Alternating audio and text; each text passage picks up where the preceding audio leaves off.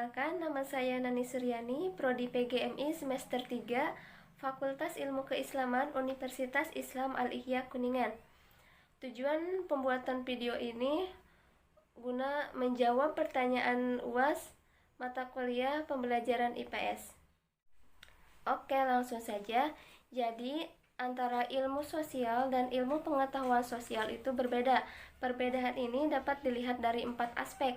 Yang pertama dari pengertian, yang kedua dari tujuan pembelajaran, yang ketiga dari pendekatannya, dan yang keempat dari tempat pembelajaran.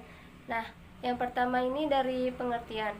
Ilmu sosial adalah semua bidang ilmu yang berkenaan dengan manusia dalam konteks sosialnya, atau semua bidang ilmu yang mempelajari manusia sebagai anggota masyarakat. Sedangkan ilmu pengetahuan sosial adalah bidang studi yang mempelajari dan menelaah serta menganalisa gejala dan permasalahan di masyarakat ditinjau dari berbagai aspek kehidupan secara terpadu. Yang kedua dilihat dari tujuan pembelajarannya. Ilmu sosial ini bertujuan untuk menciptakan tenaga ahli pada bidang ilmu sosial, sedangkan ilmu pengetahuan sosial atau IPS dalam pembelajarannya bertujuan untuk membentuk warga negara yang berkemampuan sosial dan yakin akan kehidupan sendiri di tengah-tengah kekuatan fisik dan sosial yang pada gilirannya akan menjadi warga negara yang baik dan bertanggung jawab. Yang ketiga dilihat dari pendekatannya. Ilmu sosial menggunakan pendekatan disipliner dan ilmu pengetahuan sosial ini menggunakan pendekatan interdisipliner atau multidisipliner dan lintas sektoral. Yang keempat dilihat dari tempat pembelajaran. Ilmu sosial dipelajari dan dikembangkan pada tingkat perguruan tinggi, sedangkan ilmu pengetahuan sosial diajarkan pada tingkat rendah sampai tingkatan tinggi, yaitu diajarkan mulai dari kelas 3 SD atau MI sampai dengan perguruan tinggi. Setiap jenjang kita harus mempelajari ilmu pengetahuan sosial atau IPS, karena ilmu pengetahuan sosial ini sangat penting untuk dipelajari dan diajarkan kepada masyarakat, khususnya peserta didik. Nah, manusia dalam menjalankan hidupnya, ia pasti tidak bisa sendiri. Dengan kata lain, manusia tidak bisa lepas dari yang namanya kehidupan sosial. Oleh karena itu, dalam hidup bermasyarakat, tentunya manusia harus bisa menjaga tingkah laku dan sopan santunnya dalam bergaul agar tidak menimbulkan kekacauan yang tidak diinginkan. Dalam hal ini diperlukan sebuah pendidikan sebagai bekal manusia dalam hidup bermasyarakat atau bersosialisasi. Nah, disinilah tempat perlunya seseorang atau individu mempelajari ilmu pengetahuan sosial.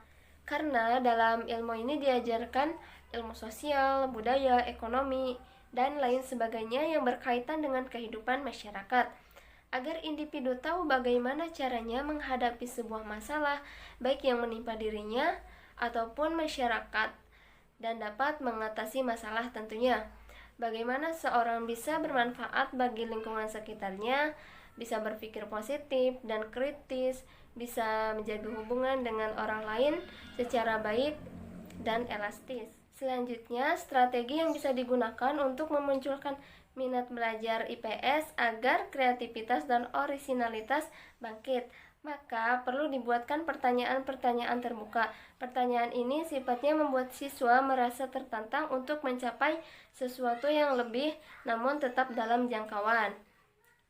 Selain itu, bisa juga dengan memberikan motivasi agar dapat menarik perhatian pada setiap awal pembelajaran IPS. Menurut saya, sebagian materi IPS itu bersifat monoton dan menghafal.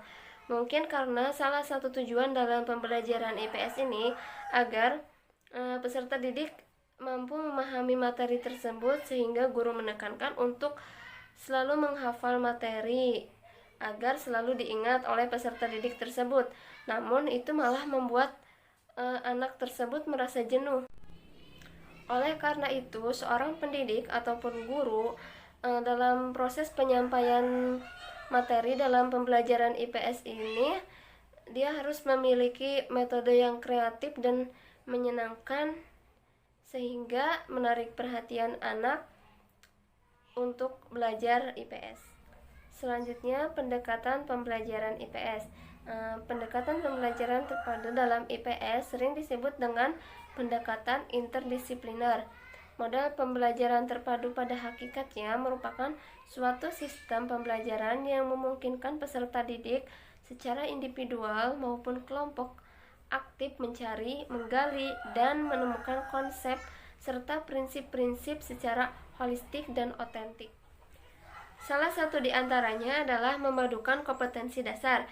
Melalui pembelajaran terpadu, peserta didik dapat memperoleh pengalaman langsung, sehingga dapat menambah kekuatan untuk menerima, menyimpan, dan memproduksi kesan-kesan tentang hal-hal yang dipelajarinya.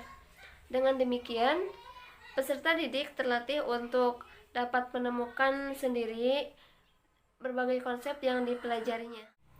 Mungkin cukup sekian jawaban dari saya, kurang lebihnya mohon maaf. Wassalamualaikum warahmatullahi wabarakatuh.